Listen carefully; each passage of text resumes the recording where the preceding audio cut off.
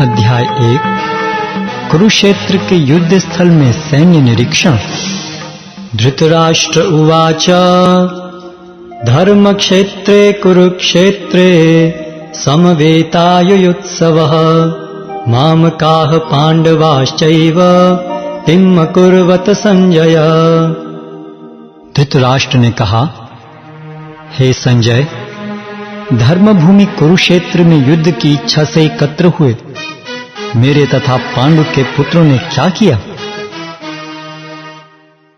संजय उवाच दृष्ट्वा तु पांडवानीकम् व्यूढम् दुर्योधनस्तदा आचार्यमुपसंगम्य राजा वचनमब्रवीत्। संजय ने कहा, हे राजन, पांडु पुत्रों द्वारा सेना की व्यूहरचना देखकर राजा दुर्योधन अपने गुरु के पास गया और उसने ये शब्द कहे, पश्यैतां पांडुपुत्राणाम् आचार्य महतीं चमूं व्यूढां द्रुपदपुत्रेण तव शिष्येण धीमता। हे आचार्य, पांडुपुत्रों की विशाल सेना को देखें जिसे आपके बुद्धिमान शिष्य द्रुपद के पुत्र ने इतने कौशल से व्यवस्थित किया है। अत्र शूरा महेश्वासा भीमार्जुन समायुधि युयुधानो विराटश्च द्रुपदश्च महारथः।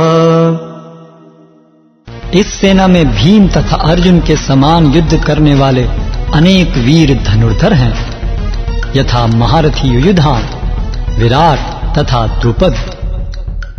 दृष्टकेतुश्चेकितानः काशीराजश्च वीर्यवान् पुरोजित कुन्तिभोजश्च शैब्यश्च नरपुंगवः। इनके साथ ही धृष्टकेतु, चेकितान, काशीराज, पुरोजित, कुंतीभोज तथा शैब्य जैसे महान शक्तिशाली योद्धा भी हैं। युधामन्युश्च विक्रांत उत्तमौजाश्च वीर्यवान् सौभद्रो द्रौपदेयाश्च सर्व एव महारथा। पराक्रमी युधामन्यु, अत्यंत शक्तिशाली उत्तमौजा, सुभद्रा का पुत्र तथा द्रौपदी के पुत्र, ये सभी महारथी हैं। अस्माकं तु विशिष्टाये तान्निबोध द्विजोत्तमा नायका मम सैन्यस्य संज्ञार्थं तान् ब्रवीमिते। किंतु हे ब्राह्मण श्रेष्ठ, आपकी सूचना के लिए मैं अपनी सेना के उन नायकों के विषय में बताना चाहूंगा जो मेरी सेना को संचालित करने में विशेष रूप से निपुण हैं। भवान भीष्मश्च कर्णश्च कृपश्च समितिञ्जयः अश्वत्थामा विकर्णश्च सौमदत्तिस्तथैव च। मेरी सेना में स्वयं आप, भीष्म, कर्ण, कृपाचार्य, अश्वत्थामा, विकर्ण तथा सोमदत्त का पुत्र भूरिश्रवा आदि हैं, जो युद्ध में सदैव विजयी रहे हैं। अन्ये च बहवः शूरा मदर्थे त्यक्तजीविताः नाना शस्त्र प्रहरणा सर्वे युद्ध विशारदा। ऐसे अन्य अनेक वीर भी हैं जो मेरे लिए अपना जीवन त्याग करने के लिए उद्यत हैं। वे विविध प्रकार के हथियारों से सुसज्जित हैं और युद्ध विद्या में निपुण हैं। अपर्याप्तं तदस्माकं बलं भीष्माभिरक्षितं पर्याप्तं त्विदमेतेषां बलं भीमाभिरक्षितं। हमारी शक्ति अपरिमेय है और हम सब पितामह द्वारा भली भांति संरक्षित हैं, जबकि पांडवों की शक्ति भीम द्वारा भली भांति संरक्षित होकर भी सीमित है। अयनेषु च सर्वेषु यथा भागम् अवस्थिताः भीष्ममेवाभिरक्षन्तु भवन्तः सर्व एव हि। अतः सैन्य व्यूह में अपने अपने मोर्चों पर खड़े रहकर आप सभी भीष्म पितामह को पूरी पूरी सहायता दें। तस्य संजयन् हर्षं कुरु वृद्धः पितामहः सिंहनादं विनद्योच्चै शंखं दद्मौ प्रतापवान। तब कुरुवंश के वयोवृद्ध परम प्रतापी एवं वृद्ध पितामह ने सिंह गर्जना की सी ध्वनि करने वाले अपने शंख को उच्च स्वर में बजाया, जिससे दुर्योधन को हर्ष हुआ। ततः शंखाश्च भैर्यश्च पांडवानकगोमुखाः सहसैवाभ्यहन्यन्त सशब्दस्तु मूलोऽभवत्। तत्पश्चात शंख, नगाड़े, बिगुल, तुरही तथा सींग सहसा एक साथ बज उठे। यह संवेद स्वर अत्यंत कोलाहलपूर्ण था। ततः श्वेतैर्हरैर्युक्ते महती स्यन्दने स्थितौ माधवः पाण्डवश्चैव दिव्यौ शंखौ प्रदध्मतुः। दूसरी ओर से श्वेत घोड़ों द्वारा खींचे जाने वाले विशाल रथ पर आसीन कृष्ण तथा अर्जुन ने अपने अपने दिव्य शंख बजाए। पांचजन्यम ऋषिकेशो देवदत्तं धनंजयः पौंड्रम दध्मौ महाशंखं भीमकर्मावृकोदरः। भगवान कृष्ण ने अपना पांचजन्य शंख बजाया, अर्जुन ने देवदत्त शंख तथा अति भौजी एवं अति मानवीय कार्य करने वाले भीम ने पौंड्र नामक भयंकर शंख बजाया।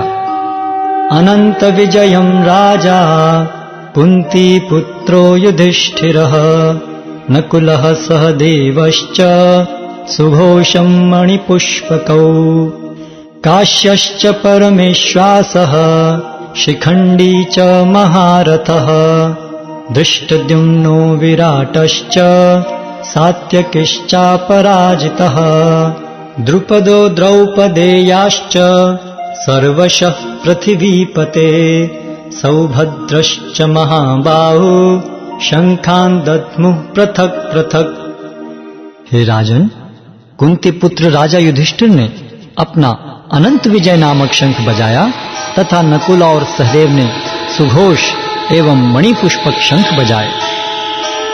महान धनुर्धर काशीराज, परम योद्धा शिखंडी, धृष्टद्युम्न, विराट, अजय सात्विकी, द्रुपद, द्रौपदी के पुत्र तथा सुभद्रा के महाबाहु पुत्र आदि सबों ने अपने अपने शंख बजाए। सघोषो धार्तराष्ट्राणां हृदयानि व्यदारयत् नभश्च पृथिवीं चैव तुमुलो व्यनुनादयन्। इन विभिन्न शंखों की ध्वनि कोलाहल पूर्ण बन गई, जो आकाश तथा पृथ्वी को शब्दायमान करती हुई धृतराष्ट्र के पुत्रों के हृदयों को विदीर्ण करने लगी। अथ व्यवस्थितान् दृष्ट्वा धार्तराष्ट्रान् कपिध्वजः प्रवृत्ते शस्त्र संपाते धनुरुद्यम्य पांडवः ऋषिकेशं तदा वाक्यम् इदमाह महीपते। उस समय हनुमान से अंकित ध्वजा लगे रथ पर आसीन पांडुपुत्र अर्जुन अपना धनुष उठाकर तीर चलाने के लिए उद्यत हुआ। हे राजन, धृतराष्ट्र के पुत्रों को व्यूह में खड़ा देखकर अर्जुन ने श्री कृष्ण से ये वचन कहे। अर्जुन उवाच सेनयोरुभयोर्मध्ये रथं स्थापयम्यच्युत यावदेतान् निरीक्षेऽहं योद्धुं कामान् व्यवस्थितान् कैर्मया सह योद्धव्यम् अस्मिन् रणसमुद्यमे।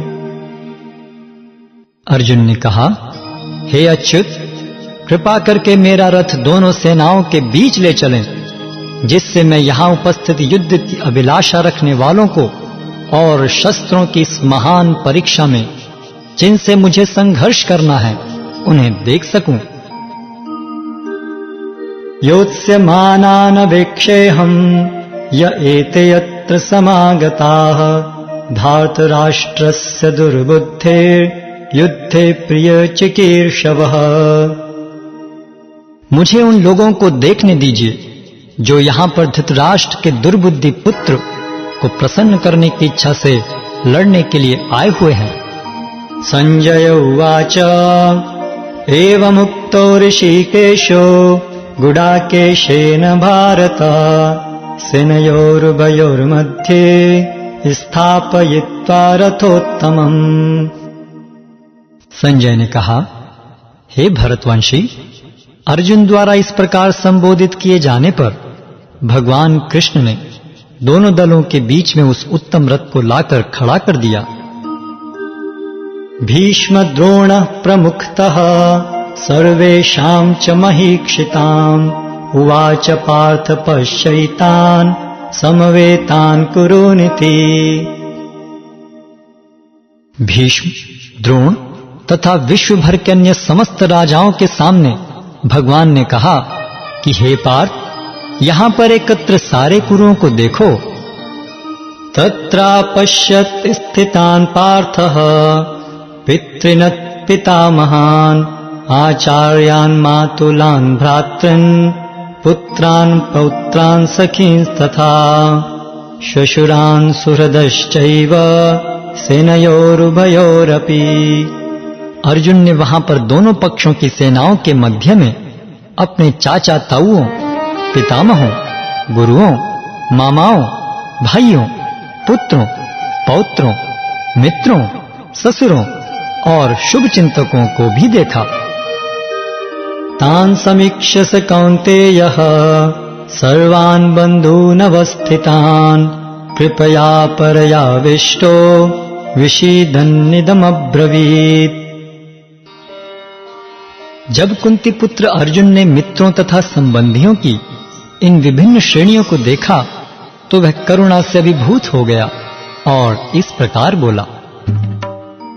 अर्जुन उवाच दृष्ट्वेमं स्वजनं कृष्ण युयुत्सुं समुपस्थितं सीदन्ति मम गात्राणि मुखं च परिशुष्यति। अर्जुन ने कहा, हे कृष्ण, इस प्रकार युद्ध की इच्छा रखने वाले अपने मित्रों तथा संबंधियों को अपने समक्ष उपस्थित देखकर मेरे शरीर के अंग कांप रहे हैं और मेरा मुंह सूखा जा रहा है। वेपथुश्च शरीरे में रोमहर्षश्च जायते गांडीवं संसते हस्तात् त्वक्चैव परिदह्यते। मेरा सारा शरीर कांप रहा है, मेरे रोंगटे खड़े हो रहे हैं, मेरा गांडीव धनुष मेरे हाथ से सरक रहा है और मेरी त्वचा जल रही है। न च शक्नोम्यवस्थातुं भ्रमतीव च मे मनः निमित्तानि च पश्यामि विपरीतानि केशव। मैं यहां अब और अधिक खड़ा रहने में असमर्थ हूं।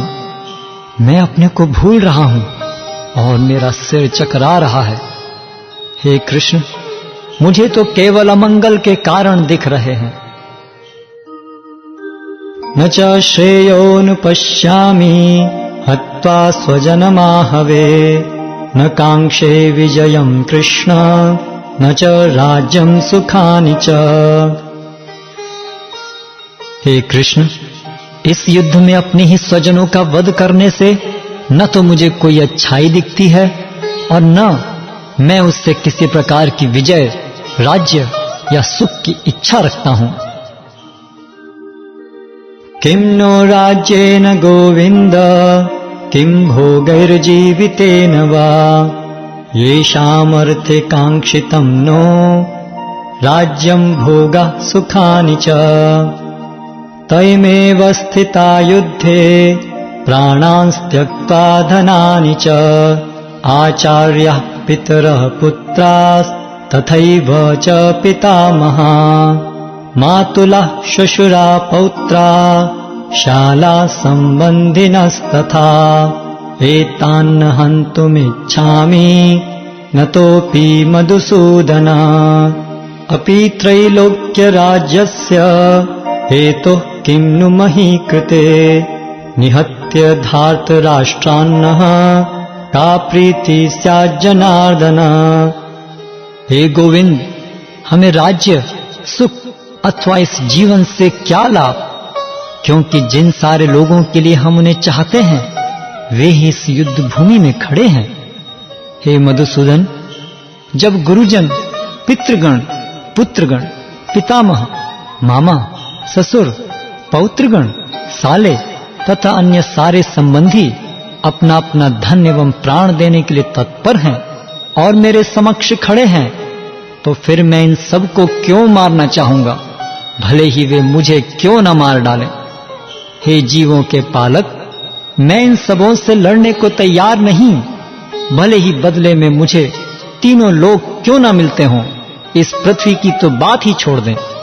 भला धृतराष्ट्र के पुत्रों को मारकर हमें कौन सी प्रसन्नता मिलेगी। पापमेवाश्रयेदस्मान् हत्वैतानाततायिनः तस्मान्नार्हा वयं हन्तुम् धार्तराष्ट्रान् स्वबान्धवान् स्वजनं हि कथं हत्वा सुखिनः स्याम माधव। यदि हम ऐसे आतताइयों का वध करते हैं तो हम पर पाप चढ़ेगा, अतः यह उचित नहीं होगा कि हम धृतराष्ट्र के पुत्रों तथा उनके मित्रों का वध करें। हे लक्ष्मीपति कृष्ण, इससे हमें क्या लाभ होगा और अपने ही कुटुंबियों को मारकर हम किस प्रकार सुखी हो सकते हैं। यद्यप्येते न पश्यन्ति लोभो अपहत चेतसः कुलक्षय कृतं दोषं मित्रद्रोहे च पातकम् कथं न ज्ञेयम् अस्माभिः पापादस्मान् निवर्तितुम् कुलक्षये कृतं दोषं प्रपश्यद्भिर्जनार्दन। हे जनार्दन, यद्यपि लोभ से अभिभूत चित्त वाले ये लोग अपने परिवार को मारने या अपने मित्रों से द्रोह करने में कोई दोष नहीं देखते, किंतु हम लोग जो परिवार के विनष्ट करने में अपराध देख सकते हैं, ऐसे पाप कर्मों में क्यों प्रवृत्त हों। कुलक्षये प्रणश्यन्ति कुलधर्मा सनातना धर्मे नष्टे कुलं कृत्स्नम् अधर्मो अभिभवत्युत। कुल का नाश होने पर सनातन कुल परंपरा नष्ट हो जाती है और इस तरह शेष कुल भी अधर्म में प्रवृत्त हो जाता है। अधर्माभिभवात् कृष्ण प्रदुष्यन्ति कुल स्त्रियः त्रिषु दुष्टासु वार्ष्णेय जायते वर्णसंकरः।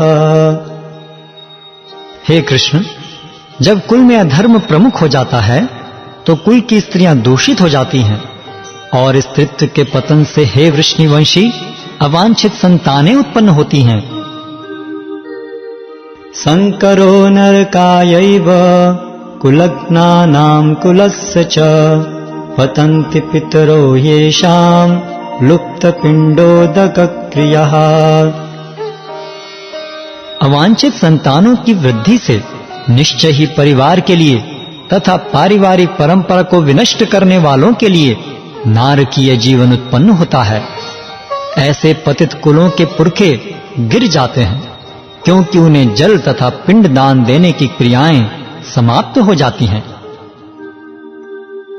दोषैरेतै कुलघ्नानां वर्ण संकर कारकै उत्सादन्ते जाति धर्मा कुल धर्माश्च शाश्वताः।